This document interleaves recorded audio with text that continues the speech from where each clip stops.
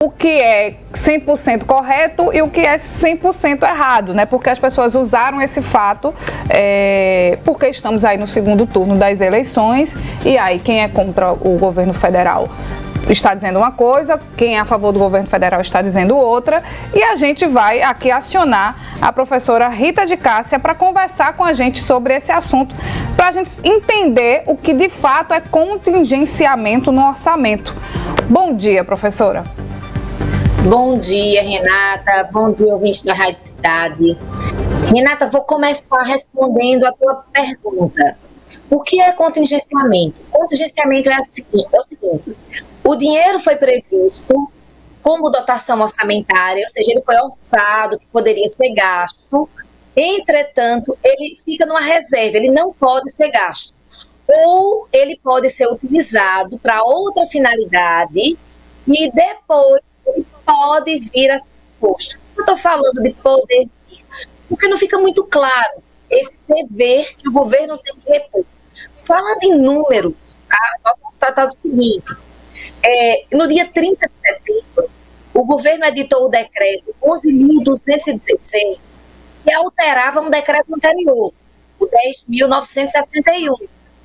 Esse decreto anterior era um decreto de fevereiro, e esse outro agora é um decreto de setembro, do dia 30 de setembro. No final das contas, o que esse decreto prevê? Ele prevê o contingenciamento de 328,5 milhões de reais. Vale salientar que ao longo do ano já tinha tido outros pequenos contingenciamentos. E isso tudo, Renata, esse valor anterior já dava 763 milhões de reais. Ou seja, o que é que a gente tem no fato em relação a isso? Quais são os efeitos práticos disso?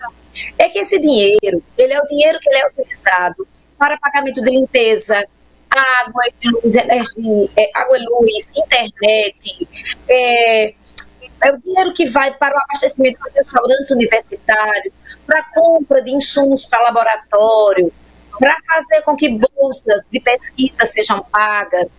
Então, quando um valor desse é contingenciado, o que acontece é que a universidade pode não pagar as suas contas. Veja, antes mesmo desse decreto, o reitor da Universidade Federal Rural daqui de Pernambuco já falava que não tinha dinheiro em caixa para pagar a conta de energia elétrica até o final do ano. Agora já era. Não sei até que ponto isso é verdadeiro, mas a gente sabe que o IFPE daqui de Caruaru, essa semana, teve problemas com energia elétrica.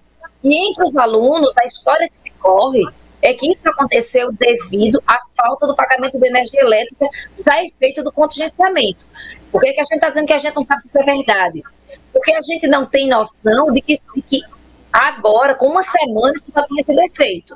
A previsão é que, de fato, agora o mês de novembro seja um mês mais difícil e que a gente tem uma promessa do governo federal de reposição desse valor, mas a gente não tem uma obrigatoriedade.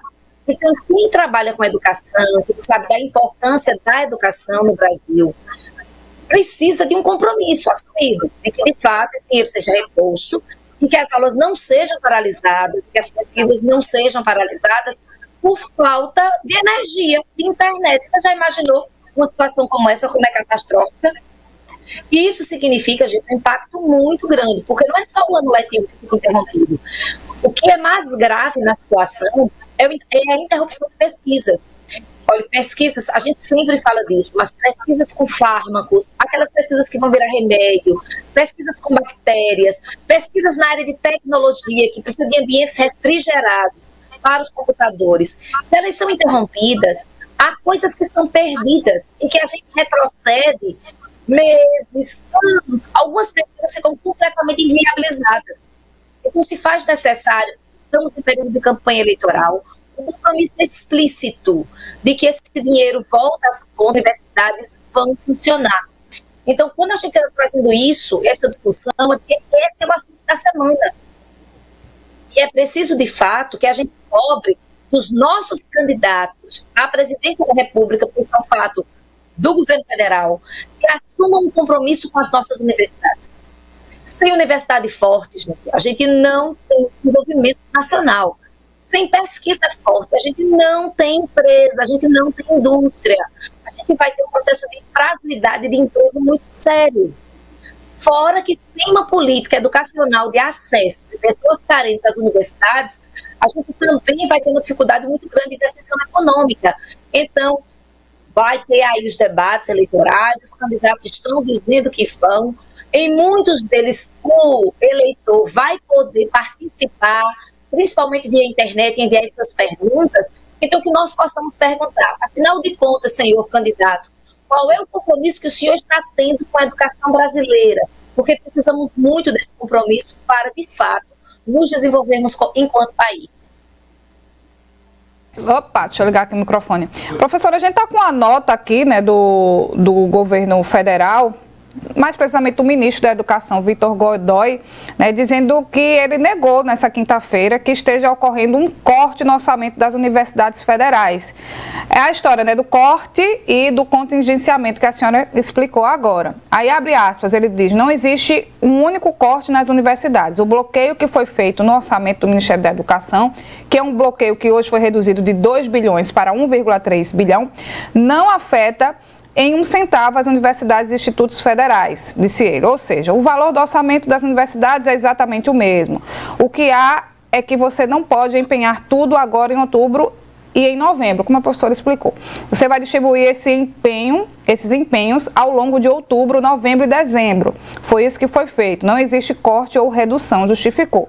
Aí diz aqui, né, também abrindo aspas, se algum empenho precisar ser feito em outubro acima do limite que foi colocado, se as instituições precisarem, né, a gente entende assim, ela pode nos procurar e a gente trabalha isso com o Ministério da Economia, adicionou o ministro da Educação. Só que isso é um pouquinho burocrático, né, professora? Não é assim, tá faltando dinheiro, faça um Pix, não é? Não é bem assim, né, Renata? É mais ou menos assim. Vamos imaginar que você, Renata, tenha o seu salário pago no final do mês. Aí o seu empregador diga assim, olha, Renata, eu vou ter uma parte do seu salário, é do seu salário, mas você não pode mexer, você não pode gastar. Se você tiver uma necessidade muito grande de gastar aquele dinheiro, aí você conversa comigo e aí eu vou ver o que é que eu posso fazer junto com o meu setor financeiro para poder fazer essa liberação. O grande problema é que a Renata, ela vai ter conta para pagar. E vai ter credor da Renata batendo na porta dela e dizendo, olha, Renata, se você não me pagar, eu vou cortar o teu fornecimento. Então, Renata precisa ter esse dinheiro em caixa para poder fazer esse pagamento. Então, de fato, contingenciamento não é corte, porque corte é assim, você não tem mais. No contingenciamento você diz, você tem, mas você não tem autonomia para tocar naquele dinheiro. Sou eu que digo a você como e de que forma você vai tocar. Só que as regras não são claras. Porque tudo deixa nas mãos dessa burocracia junto com o Ministério da Economia, e quem trabalha com dinheiro público sabe que a situação é muito grave. Por quê? Porque o processo burocrático demanda muito tempo. Então, se você tem uma empresa que presta serviços, você precisa daquele dinheiro, daquele serviço rápido, que faz parte do teu negócio. Então, a conversa do ministro é aquela conversa meio truncada, sabe, de tentar disfarçar uma coisa que é real.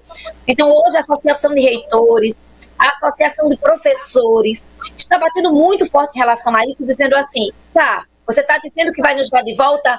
Diga isso de uma forma muito clara como é que isso vai acontecer, porque tudo está assim, muito nebuloso, nada disso, de fato, traz uma concretude para exatamente os reitores poderem trabalhar e poder negociar com os fornecedores.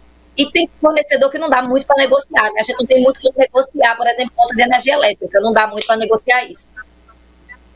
Tá certo, professora. Muito obrigada, viu? Vamos aguardar as cenas dos próximos capítulos e até para tranquilizar, né? Esclarecer e tranquilizar. Obrigada. Essa foi a professora Rita de Cássia na coluna Educação na Cidade de hoje. 8h59, WhatsApp Cidade.